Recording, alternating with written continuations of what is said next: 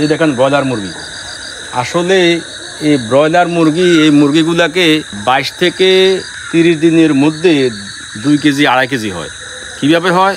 এদেরকে অতিরিক্ত মাত্রায় স্টেরয়েড জাতীয় ওষুধ দেওয়া হয়। অতিরিক্ত মাত্রায় স্টেরয়েড এবং অতিরিক্ত মাত্রায় অ্যান্টিবায়োটিক সেবন করার মাধ্যমে এবং লাইম স্টোন খাওয়ানো হয় এদেরকে। লাইম স্টোন এটা এক জাতীয় চুনা পাথর, এটা বিদেশ থেকে আসে।